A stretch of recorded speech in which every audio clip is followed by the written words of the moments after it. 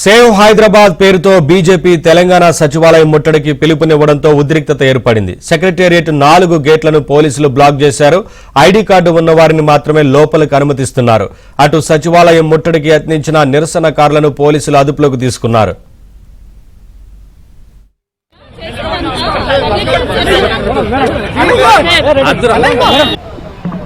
ఏదైతే భారతీయ జనతా పార్టీ తరఫున చేస్తున్నామో మౌలిక సదుపాయాలు ఇవ్వాలని, అలాగే ఏదైతే మనకి ఒక్క నిమిషం ఈ రోజు ఏదైతే ధర్నా అన్నారో ఖచ్చితంగా సీఎం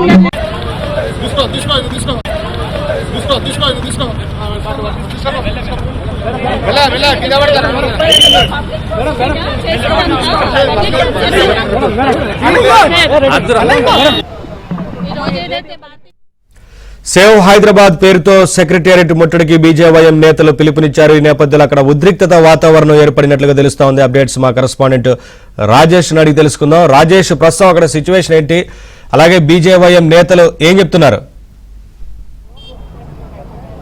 గుడ్ మార్నింగ్ నవీన్. మొత్తానికి గ్రేటర్ హైదరాబాద్ పరిధిలో వర్షాకాలం వచ్చిందంటే చాలు నగరవాసులు బెంబేలెత్తిపోయే పరిస్థితి నెలకొంది. గడిచిన 10 ఏళ్ల పీరియడ్లో బీఆర్ఎస్ ప్రభుత్వం పూర్తిగా హైదరాబాద్ నగరాన్ని విస్మరించింది. కాంగ్రెస్ ప్రభుత్వం అధికారంలోకి వచ్చిన ఏడాది పీరియడ్లో వర్షాకాలం వచ్చిందంటే చాలు ఎలాంటి ముందస్తు చర్యలు తీసుకోవడం లేదు. కాబట్టి దీన్ని సేవ్ హైదరాబాద్ పేరిట బీజేపీ నినాదం తీసుకొని సెక్రటరీ ముట్టడికి ఇవాళ పిలుపునిచ్చింది. బీజేపీతో పాటు బీజేపీ కార్పొరేటర్లు, బీజేవైఎంకి సంబంధించినటువంటి యువనేతలందరూ కూడా ఉదయం నుంచి పెద్ద ఎత్తున సచివాలయం ముట్టడికి వస్తున్నారు.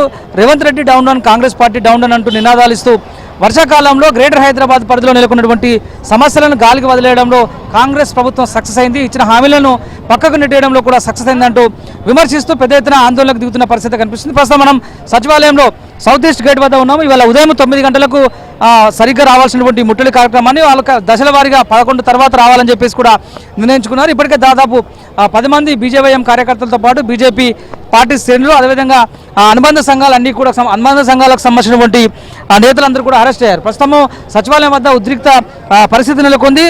సచివాలయం కూడా ఉన్నటువంటి 4 గేట్లను పూర్తిగా పోలీసులు మూసివేసిన పరిస్థితి కనిపిస్తుంది. సచివాలయానికి వచ్చేటువంటి సందర్శకులకు కాసేపు అనుమతిని ఆపివేస్తూ నిర్ణయం తీసుకున్నారు పోలీసులు. South east gate, north east గేట్తో పాటుగా మెయిన్ గేటు, లుంబిని పార్క్ కాబోతున్నటువంటి మెయిన్ గేటు, ఈ మధ్యకాలంలో సెక్రటరీ వెనుక వైపు కూడా ఆ వెసులుబాటు కోసం ఇంకొక గేట్ని అడిషనల్గా ఏర్పాటు చేశారు అధికారులు. ఆ 4 గేట్లను కంప్లీట్గా మూసేసిన పరిస్థితి కనిపిస్తుంది. పోలీసులు మోహరింతో ఒక్కసారిగా ఉద్రిక్త వాతావరణం నెలకొంది. గ్రేటర్ హైదరాబాద్ పరిధిలో ఉన్నటువంటి సమస్యలతో పాటు అన్ని జిల్లాల్లో బీజేపీ ఆధ్వర్యంలో నిరసన కార్యక్రమాలు చేపట్టాలని నిర్ణయం తీసుకున్నారు. అందులో భాగంగా బీజేవైఎం ఇవాళ ముట్టడికి పిలుపునిచ్చింది. నగరంలో మంచినీటి సమస్యలు, పొంగిపొర్లుతున్నటువంటి డ్రైనేజీలో, అదేవిధంగా పాడైపోయిన రోడ్లతో ప్రజలు ఇబ్బంది పడుతున్నటువంటి వైనాన్ని ఇక మీదట దశల వారీగా ప్రభుత్వం నోటీసులోకి పెట్టాలని చెప్పేసి భారతీయ జనతా పార్టీ భావిస్తూ ఉంది. దానిలో భాగంగా ఈ ఆందోళన కార్యక్రమంలో బీజేపీ కార్పొరేటర్లు, పార్టీ సీనియర్ నేతలు, కార్యకర్తలు, అదేవిధంగా బీజేవైఎం యువమోర్చా నేతలు అందరూ కూడా పార్టిసిపేట్ చేసిన పరిస్థితి కనిపిస్తుంది. సాయంత్రం వరకు దశల వారీగా బీజేవైఎం ఆధ్వర్యంలో సచివాలయం ముట్టడికి పిలుపునివ్వాలని చెప్పేసి కూడా నిర్ణయం తీసుకున్నారు.